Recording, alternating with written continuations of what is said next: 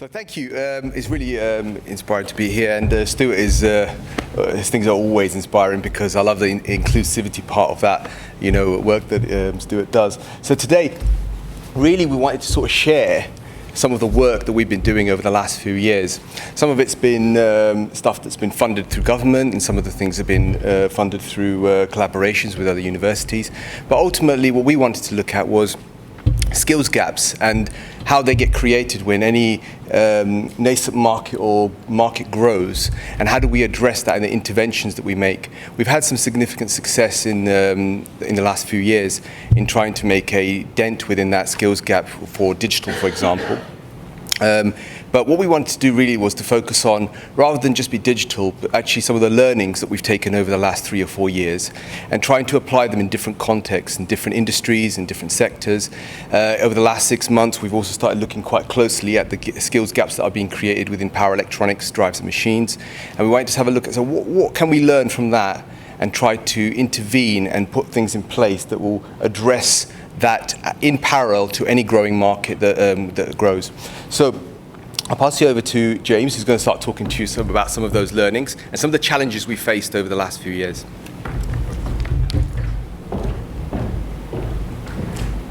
Okay, so the presentation put together today, it really is meant to be a conversation starter for people to talk about later.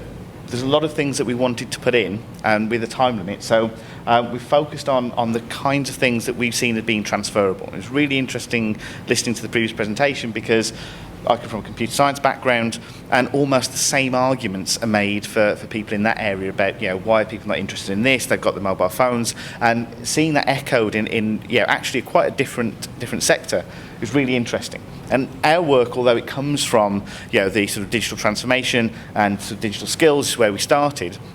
As we've been doing this work in the past sort of year or so, we're seeing very, very similar complaints. So you might rename some of the skills, but actually there's a lot of overlap in the way they work. So we're hoping that we can share some of those things, and that's part of the projects that we're doing now.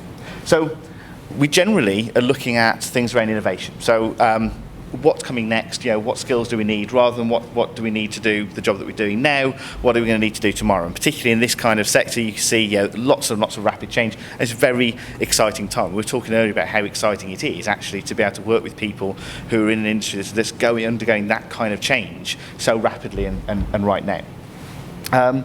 But there's a difference between sort of naturally occurring or systematically encouraged innovation. So there are organisations that are having to catch up, and there are those that are stepping ahead and realising where those markets are.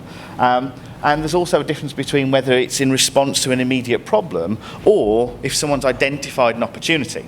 Both of those things, the ideal position, or the one in that quadrant that everyone would like to be in, is the one where it's systematically encouraged and it's in seeing opportunities rather than being reactive to things that are there. In our experience, that all comes down to having people with the right skills. I know that's not a world-changing sort of thing to say, but I think it's important to start from that. So when we look at the ecosystem that people exist in, and we're thinking about what the controls there are, I mean, you could call these barriers or you could call them encouragements, it depends on how they're implemented.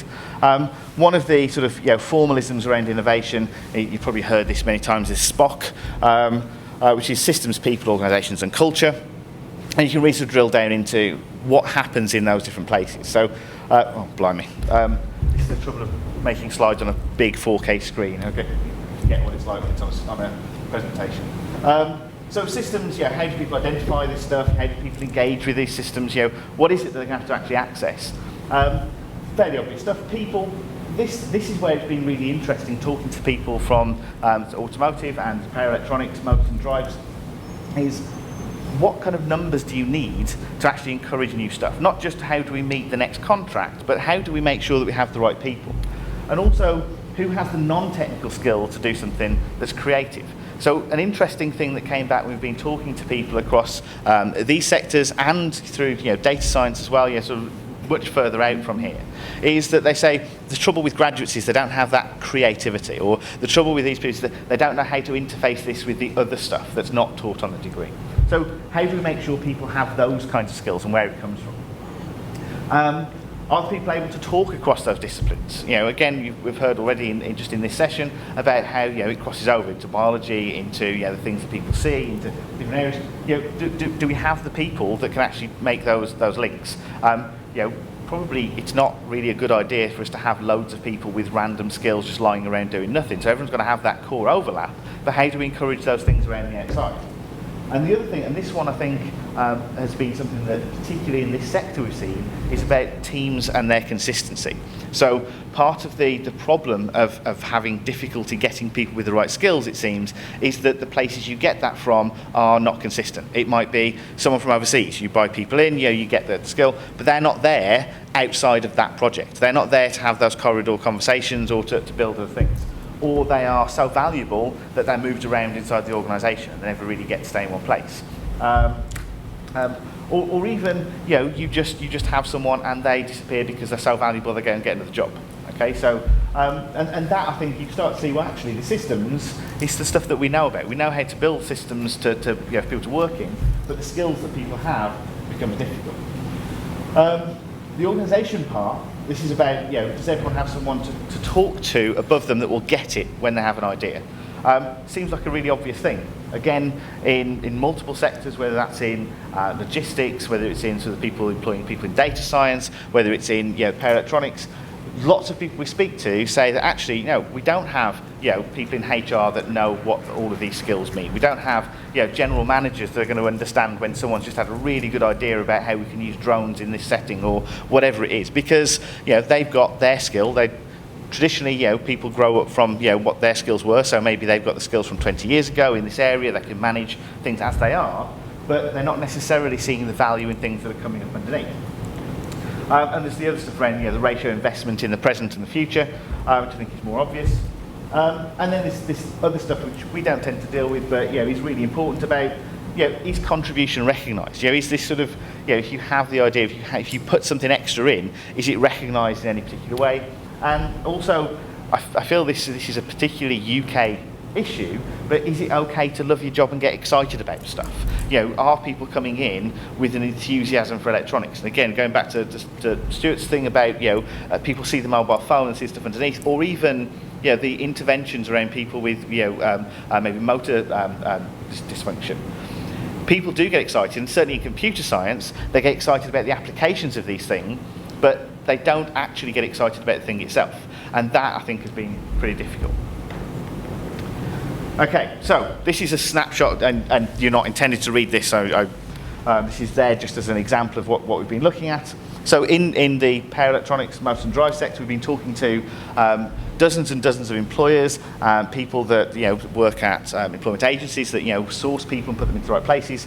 And we've been working with them to sort of work out where organisations sit along almost like a spectrum of very traditional, with lots and lots of people that do stuff with big chunks of metal, through to people that just deal with the stuff that's going to be coming out in 10 years' time, and putting everything in between. It's very simplified, but it's really helpful to then say, well, what skills do people need in these areas, and how easy are they to get hold of through employment and training and those things. So if you want to employ a bunch of graduates, which skills are they likely to have, which ones do you want them to have?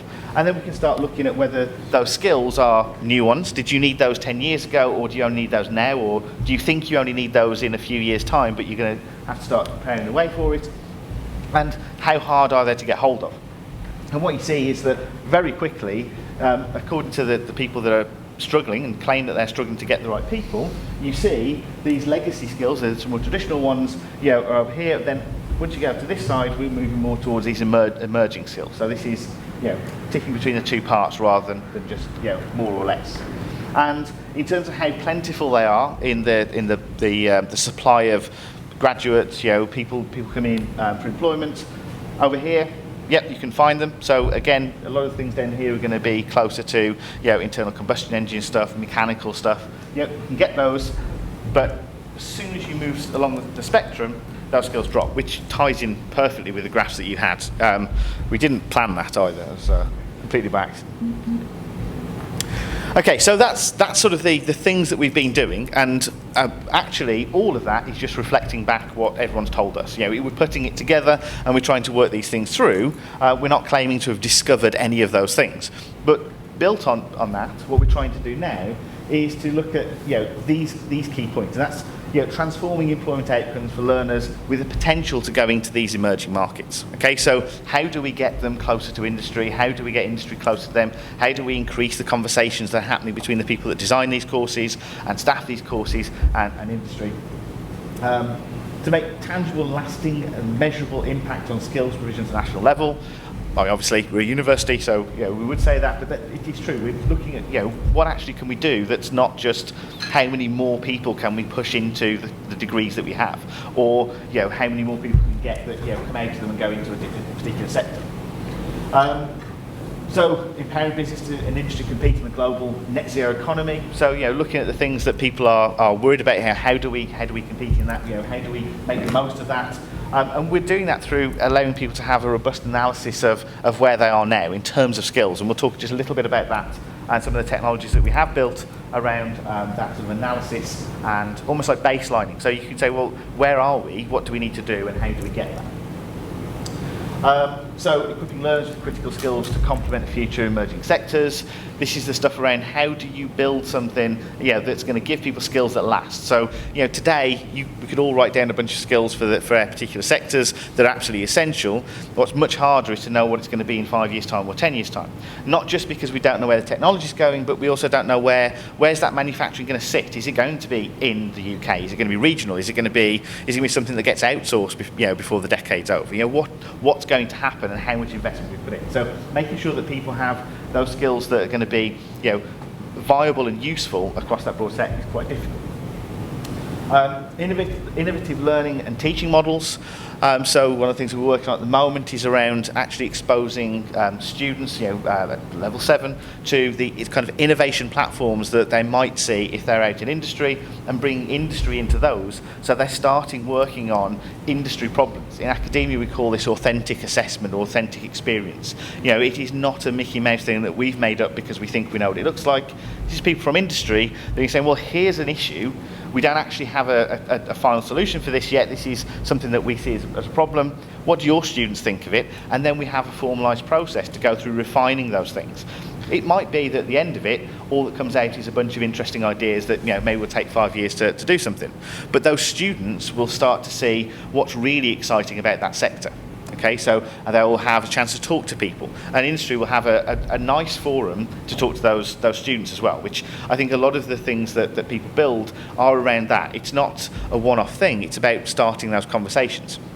You can have employment events where someone from industry speaks to students, but from experience that has very little impact. In fact, probably the most useful thing that happens at those is to tell them how much they're likely to get paid. That's one of the things that they're really interested in. Getting into the detail and actually making them excited takes a little bit more effort and something a little bit different.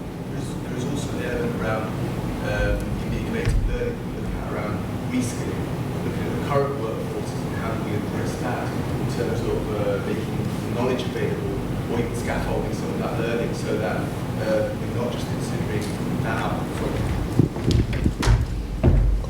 Right. So we're also looking at things like how do we make it available to industry in different formats of learning, right, in different contexts of learning, not just for theoretical stuff, but also practical applications. And this is why consortiums are so important, because when you're trying to make a national initiative, it's important to bring people from all over the country who can support technical learning, physical application skills and that sort of stuff around, what does it mean to work in this space, but on a practical level, not just on a theoretical one, but on a actual hands-on approach. And for that, you need stations all around the country, and this is why we've used some of that consortium around the country of our previous project around digital skills, which encompassed 60 universities, right? And use some of those technical skills and say, well, if you want to learn something up in Manchester, and you understand the theory, have we got facilities up there to go and do the practical applications to learn those skills as well? Thank you. And the final point is really around, so this support future transformation and innovation. Obviously, all of these are in university brochure speak. But what it really means is that we're looking at ways that we can systematise the kind of interventions a little bit and the evaluation of them. So as we're doing things, we're trying to work out ways that we can lower the cost of doing something similar in future. We're trying to work out ways that can be perhaps ported across the consortiums that we're part of, so that they're available more widely, and also make it sort of a lower cost of engagement, not just in sort of the actual cost of doing something, but how much time it takes out, how much risk there is in it. So in future, there's not an intervention because there's a crisis, which is what's happening currently in a lot of the digital transformation areas that we're working, but can be something that is maybe a continuous thing, ways to measure progress, interventions that maybe come from different sources, interventions that are born in industry or academia or those partnerships can all be measured against something that we can actually have some trust in. Okay, so barriers that we've seen, and again, this is our perspective on this, so it's a university's perspective. These are things that we're seeing, possibly a difference to the things that you're seeing, but hopefully there's a bunch of overlap. Industry sectors and businesses find it difficult to understand their own needs and don't have a common language. That's been really interesting to see how true that is across multiple sectors. So some people call it this, some people call it that, some people call it the other, and that means for a graduate, and again, university perspective, for a graduate they might have a module in X, but what they actually see in a job advert is you need to have experienced Y, and no one's pointed out that actually X and Y are the same thing, but just looked at from a slightly different direction. They haven't got the experience yet to be out there and see it in the wild. So having that common language is a really big deal. It's kind of like what NCSC's done with the body of knowledge. The SIBOC is useful because it means we use the same terms to mean the same things. It also means that when someone at university says our course does X, the industry knows that we mean that thing and not the thing that's next to it, and we don't mean a larger or smaller amount of it. Well, that's the point. There's still plenty of wiggle room. The gap in the skills that are required needs a broader focus than just level 7. There's a lot of focus on level 7 or even just level 6, but actually, when we're talking about why people aren't getting into this in the first place, it's not really enough to just look at the people who are already on the track to get there. Okay, we can make those people better somehow, we can give them better experiences, but actually filling the start of that input pipeline, if you like, is another big problem. So that anything that does that outreach is huge, but the scale that might be required is potentially more than any of us are considering. We have different criteria for standards and accreditation. So it's a nice way of saying that universities like to do all the theory stuff and make sure they get this broad stuff, but industry tends to want to have really specific needs. That's always going to be a tension. I think that universities are very sort of careful not to build graduates that are too narrowly focused, but of course sometimes that narrow focus is exactly what people need. Somewhere there's a way to do both of those things, so that you don't sacrifice one for the other. That has to be solvable. No mechanism to obtain and use existing content across providers. This is really just plugging the fact that we're part of a consortium and consortia, and it's very useful to have that when those consortia are building ways to have this equivalence of experience, but also to make sure that things can be plugged in different places. So, and Deepak said earlier, people might be in one area or another area, and there might be different expertise but different requirements. A larger, more national consortium can actually deal with that a little bit better, or should be able to, if we make the most of the opportunities. A trusted source for information and direction of the sector. There are lots of different organisations, again, same across multiple sectors, that have some sort of signposting remit, that have sort of direction setting. Don't always agree. There's quite different things, and actually they're not always thinking about the same thing. So they might be thinking about different levels, different timescales. So something that pulls that together would be really interesting, and it's again a general problem. Businesses and learners need to be able to evaluate the equivalency of qualifications. So what is a first-class degree from University A or University B actually worth? What do they actually do in there? It might have the same title, but does it have the same content? That is an issue, and I think it's probably what leads to people saying, and this is, again, not just this sector, but in other sectors as well, we get all of our graduates from these universities because we like the ones that we've had. And that is limiting the places you're going to get people from, because you've had a good experience there and bad experience in other places. But actually what's happening is it's just a shortcut for working out what's really going on with those graduates. In the same way, and we haven't really stressed it here, but one of the things that keeps coming up is that people see experience as a proxy for actually having the right skills. And this comes back to this, having the right language for stuff. 5 years experience is a good way to know that someone, doesn't just have the paper degree, but can actually apply that and has seen, how this thing interfaces with that thing, or how you deal with these real-world situations. I know this isn't a microphone, but I'm holding it as if it is. Okay, sorry. I did worry that we'd be over too quickly. I've explained the stuff in there. So example of the kind of things we've been doing around skills analysis, which we'll sort of quickly point at. So we've been developing systems that allow us to analyse skills and their requirements in a really robust way that's repeatable, that can be used to test whether interventions actually work and to identify opportunities to move those notches in the right direction. So it can feed into transformation plans, and there we go. Sorry.